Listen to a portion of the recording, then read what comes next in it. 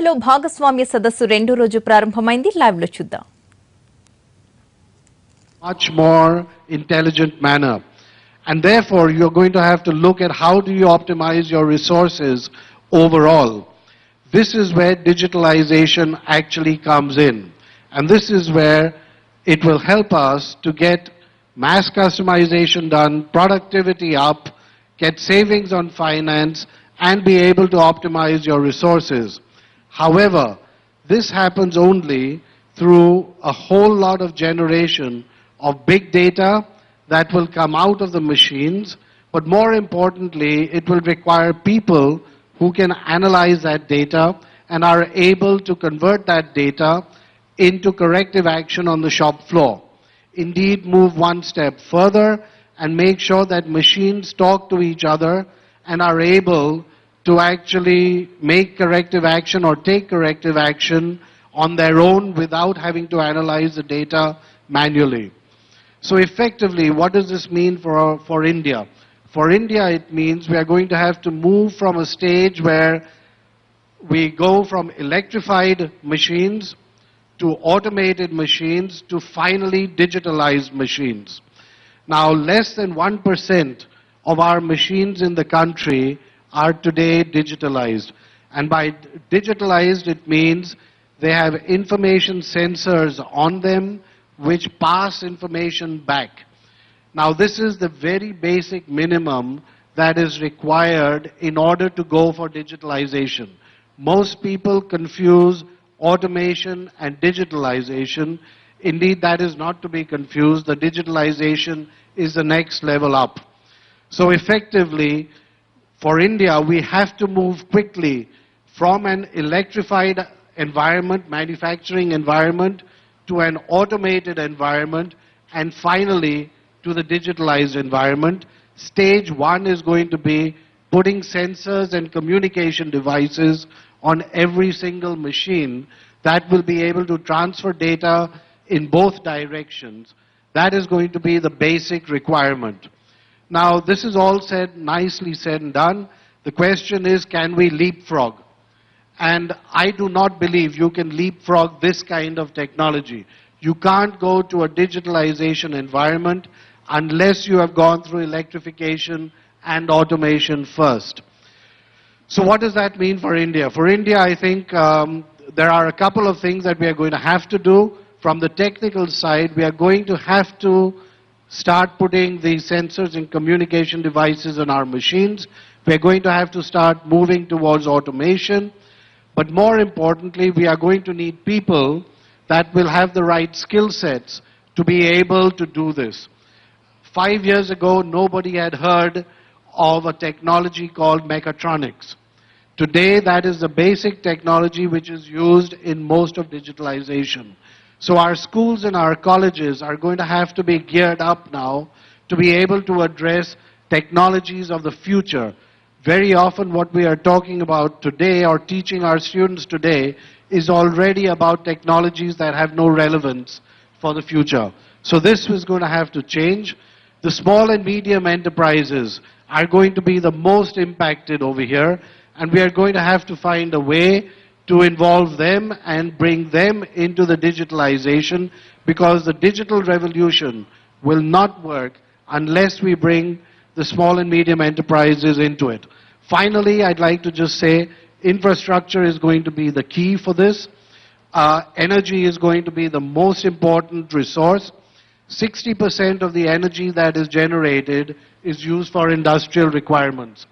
And that means based on today's energy capacities, we will need to add about 200 gigawatts more into the system before our plants can run free from electricity in a completely uninterrupted manner.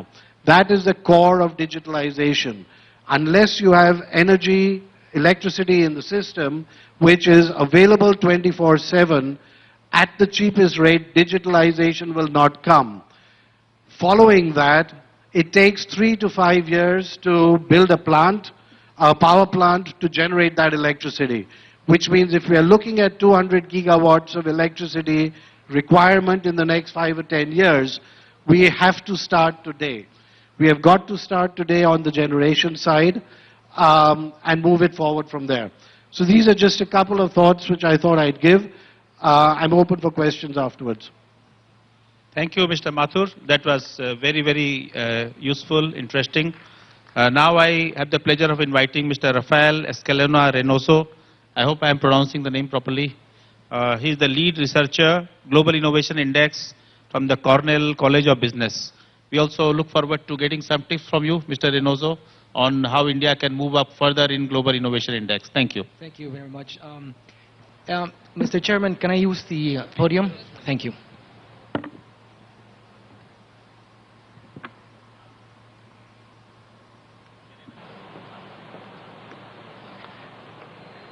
Yes, thank you.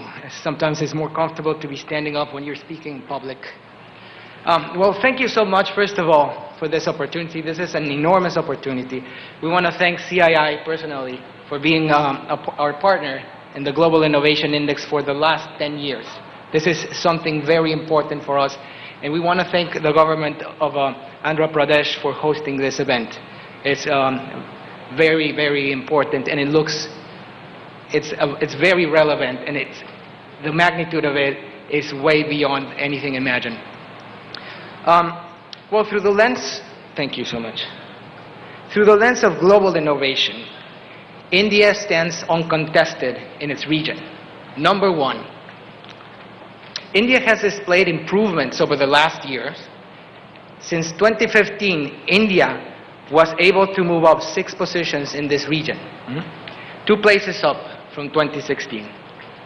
Overall in innovation, India ranks in the 66th spot out of 128 countries.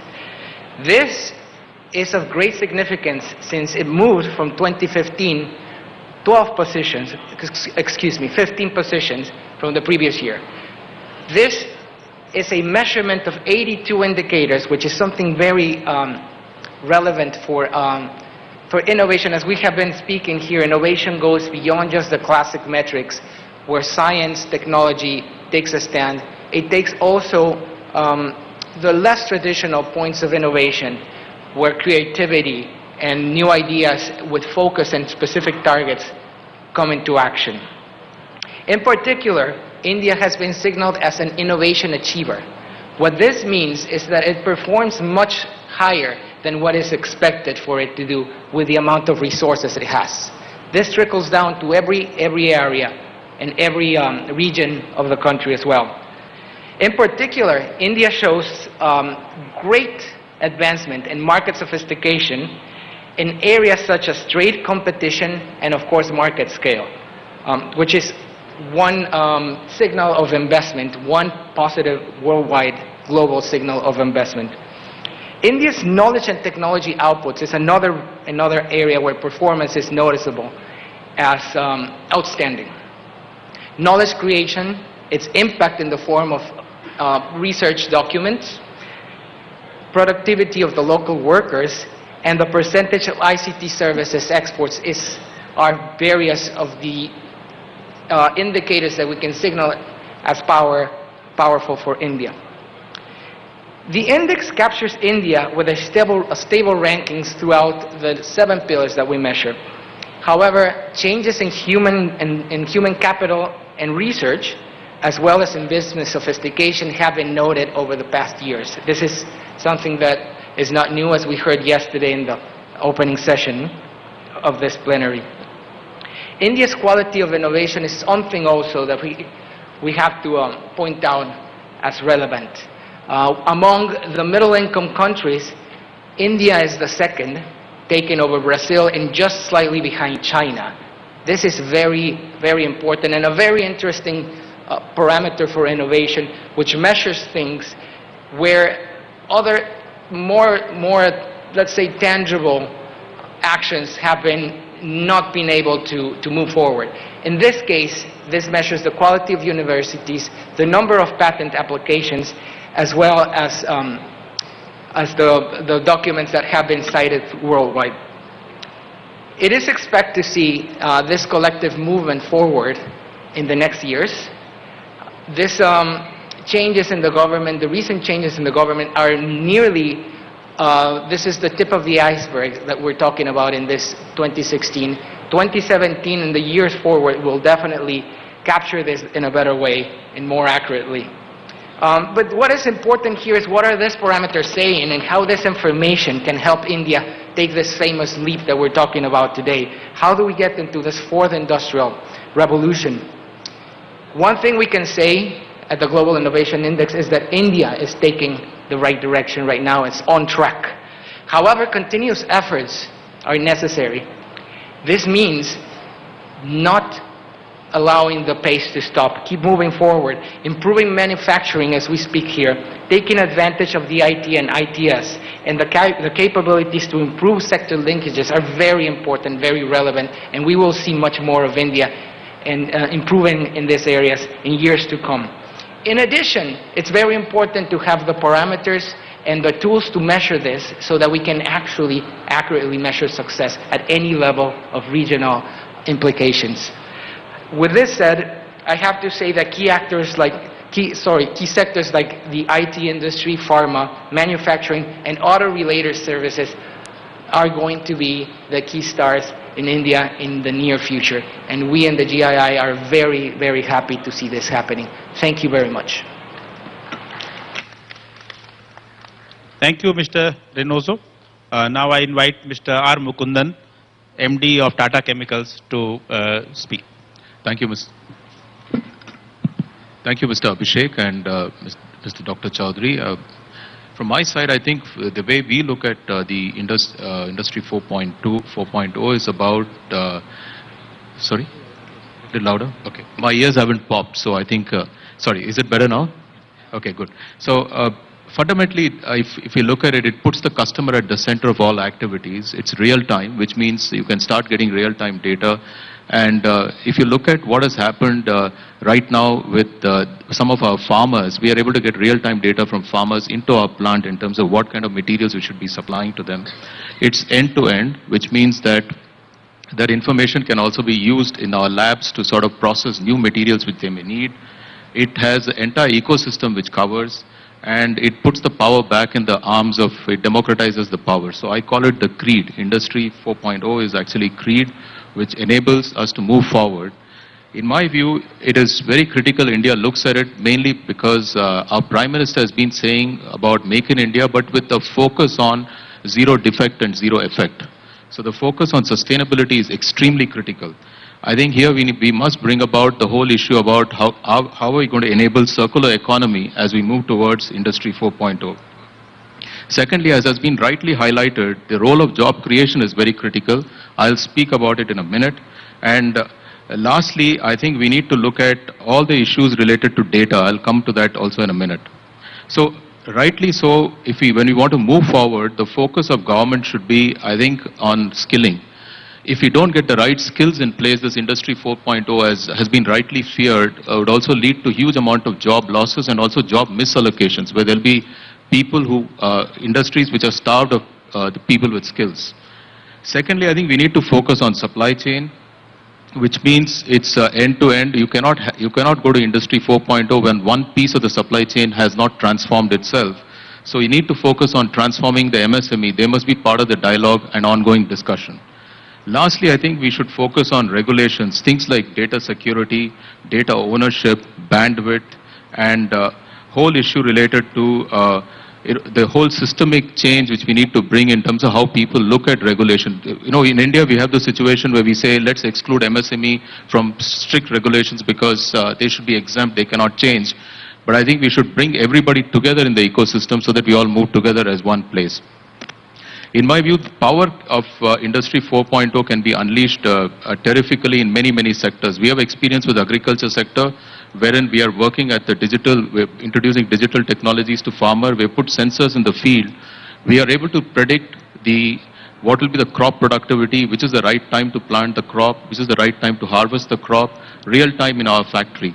So I think this is a terrific productivity improvement tool, and I think we should look at it not just as a Industry 4.0, but this is the entire ecosystem. How do we transform various sectors which can be impacted by this Industry 4.0? Thank you very much. Thank you, Mr. Mukundan. Now I invite Mr. Ramesh Datla, Chairman CII Southern Region and also CMD of Elico Limited to share his thoughts.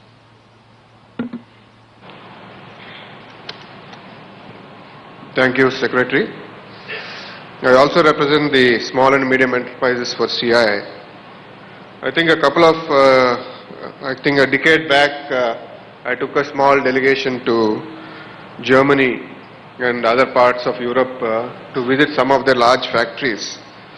And I'd like to mention one of the factory we visited was the Mercedes S-Class plant. And a group of us, as we entered the plant, surprisingly, we didn't see anybody there. Very few number of people moving around, and all of us thought it was a coffee break. But as we moved in, we found that the conveyor system was moving, the cars were moving, and we saw a completely automated plant. So I don't know whether you call it Industry 4.0 or not, the plant was completely automated. So it had all the required sensors, it had all the required inputs, it had all the required digitalization there. So it was eye-opener to all of us. And today, coming back to India, looking at where the small and medium enterprises are, there are a lot of challenges. First of all, we don't understand what is Industry 4.0. And today, India is in spotlight. You have China on one side, the Western countries on the other side. So everybody is looking at India. So traditionally, India followed the middle path from the technology point of view or the value add point of view. And today, everybody is moving towards what India wants. So this poses a large challenge and puts a lot of competitive pressure as far as the small industry is concerned. So looking at an example of what is the automation rate, industrial robots for 100 workforce, we have the leaders in the world are Korea, which is 490, Japan, which is 330, USA, which is 140, and in middle path you have US and France, which is around 140 per thousand and 130, and Brazil is 8 and India is 3, is in the laggards. So far what was happening was a disconnected activity in the manufacturing process. There were efficiencies in the manufacturing process or efficiencies in your supply chain or efficiencies in your on the customer side, but none of them were talking to each other. And CII has been playing a major role in trying to bring in a lot of aspects in improving the efficiency in the industry. In the last 2 decades, even though originally we started with quality systems, we moved up the chain, which talked about energy, which talked about lean manufacturing, which talked about automation, and a lot of other areas which are very critical for the industry to become competitive. I think the challenges here is, like the Secretary asked, what do you suggest as far as the government interventions or all the stakeholders have to work together. I think first of all, my presentation is focused to SMEs only specifically, because large industries, they are quite different. I think Sunil has given an excellent presentation on what from a large industry perspective. I think first of all, defining Industry 4.0